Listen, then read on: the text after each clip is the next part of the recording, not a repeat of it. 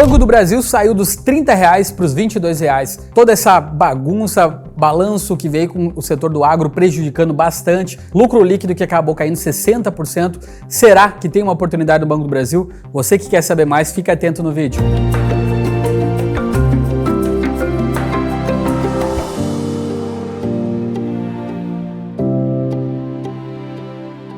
Pessoal, eu vou direto ao ponto. Enquanto que a maioria está correndo de Banco do Brasil, eu estou observando um padrão que eu já vi acontecer dezenas de vezes no mercado. E sim, pode ser exatamente o tipo de oportunidade que separa os investidores medianos dos excepcionais. O contexto real, sem drama, só fatos.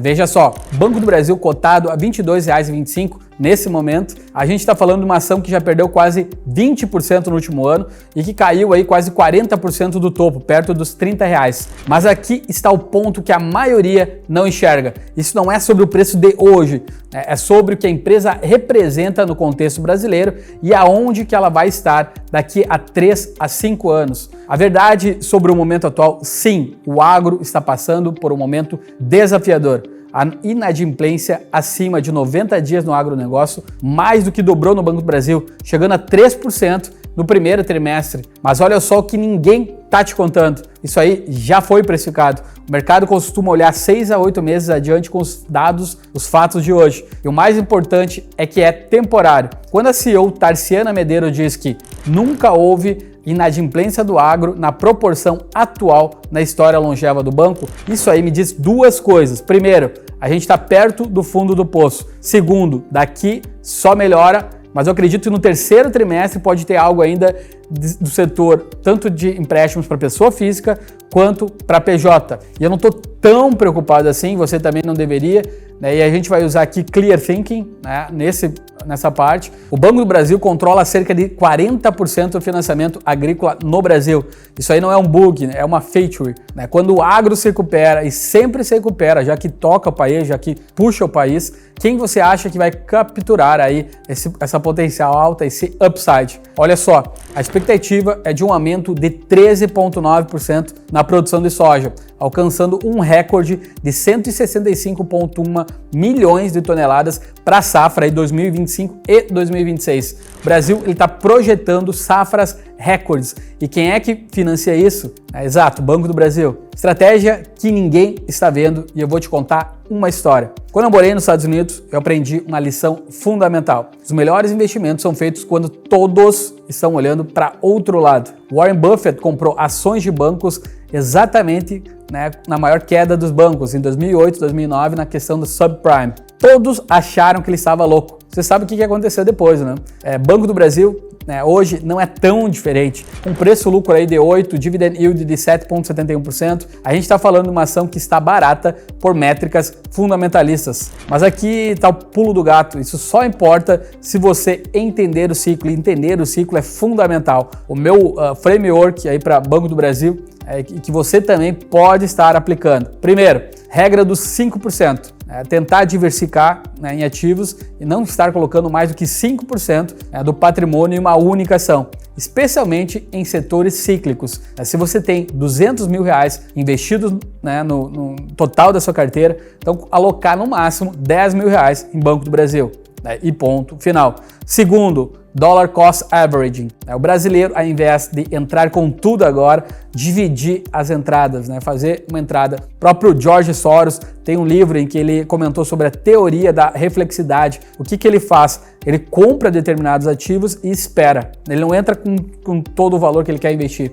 Ele entra, por exemplo, uma parcela, 10, 15, 20% do total de 100% que ele quer investir em determinado ativo, espera o mercado mostrar o lado e, de preferência, ir ao lado que ele quer, numa compra subir, então a cotação, e aí após é que ele vai aumentando, fazendo um preço médio para cima. Então, por exemplo, R$ 1.667, no caso dos R$10 mil ali por mês, durante 6 meses, em 6 vezes, por exemplo. Se cair mais, você compra mais barato. Se subir, você já está dentro. Terceiro, teste do sono. Se você não consegue dormir pensando em Banco do Brasil, você está alocado demais. Reduza até conseguir dormir tranquilo. A sua saúde mental vale muito mais de qualquer retorno. Os 3 cenários aqui e como se posicionar. Um cenário de bull market, que eu acredito que o mercado brasileiro vai estar vivenciando isso no próximo ano, 30% de probabilidade. O agro se recupera forte, no segundo semestre, a inadimplência normaliza para 2%, Banco do Brasil volta aí aos R$ 30, R$ 35 em 18 meses, ação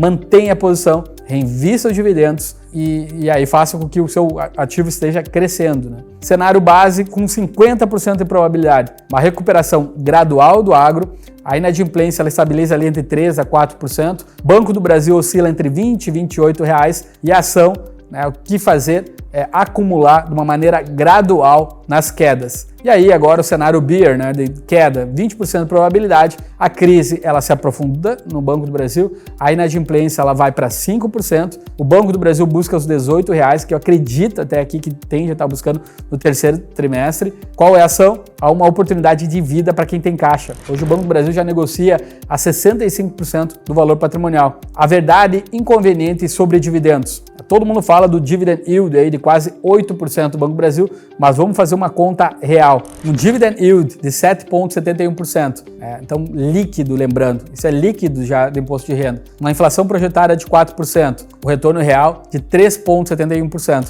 Não é algo espetacular, mas é melhor do que deixar na poupança. E quando o ciclo virar, e tenha certeza ele vai virar, a gente vive de ciclos em investimentos, você terá aí o upside da valorização. A minha decisão, e por que importa para você? Se eu tivesse R$100 mil para investir hoje, eu colocaria sim uma parte em Banco do Brasil, não exatamente agora, ficaria de olho, principalmente entre o segundo e o terceiro trimestre, após o terceiro trimestre, esperaria a parte de PF e PJs, que eu acho que vai dar uma piorada ainda, mas a gente está perto de uma compra satisfatória, com uma margem de segurança elevada. Colocaria essa entrada, o capital inicial aí, 100 mil, 5 mil reais em Banco do Brasil, uma entrada inicial. Eu deixaria 10 mil reais reservados para umas compras futuras se acabasse caindo. Colocaria 30 mil reais em FIs, porque a gente vai ter queda de juros para diversificação e para renda. E aí colocaria 30 mil reais também em ações americanas visando uma proteção cambial, já que o dólar caiu bastante, ao redor de 5,30. Colocaria 25 mil reais em uma renda fixa para ter segurança e liquidez. E por quê? Porque investimento inteligente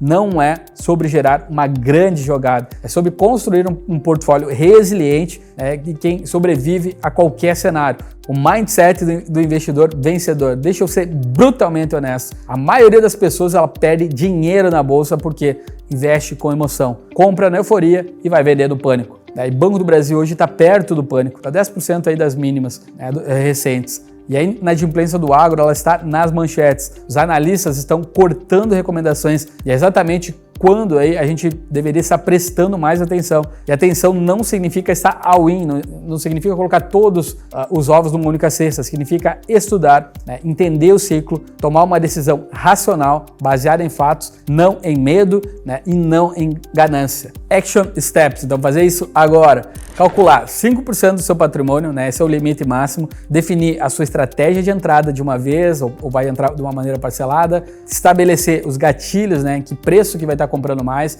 em que preço que vende. Eu lembro que se algo está barato, eu não tento pensar em vender, só se mudar demais, assim, a empresa piorar muito. Quarto, estar monitorando, mas não de uma maneira obsessiva, uma vez por semana aí já está suficiente. Quinto, ter paciência, os ciclos bancários aí, eles levam entre 2 a 3 anos para completar um ciclo, E o Banco do Brasil, ele não é uma aposta, uma decisão de alocação. A gente pode ter ainda questão política ano que vem, que se tiver mudança, isso aí tende a favorecer o Banco do Brasil e outras empresas estatais, E o Banco do Brasil, além disso, existe há mais de 200 anos, sobreviveu a crises, a guerras, a mudança de moeda, vai sobreviver então também a inadimplência aí do agro. A questão não é se vai recuperar, mas quando. E o mais importante é o quê? Você tem estômago para estar esperando? Se a resposta é sim, beleza, pode ser uma oportunidade interessante. Se é não, existem milhares de outras oportunidades aí no mercado e paciência é uma das maiores qualidades do investidor. O importante é decidir com base em fatos e lógica, mas não é em emoção. É assim que se constrói a riqueza no longo prazo. É importante também estar se lembrando, no mercado, paciência paga dividendos, literalmente. Um grande abraço. Isso aí não é uma recomendação de compra ou venda, é educação financeira. A decisão é sempre sua. Faça a sua própria análise e, se necessário, aí, consulte um profissional. Dá o seu like aqui para mim. Por favor, compartilha com mais gente. Isso é fundamental. Quem gosta, quem quer ter, quem está na dúvida de comprar ou não o Banco do Brasil, conta comigo. Valeu!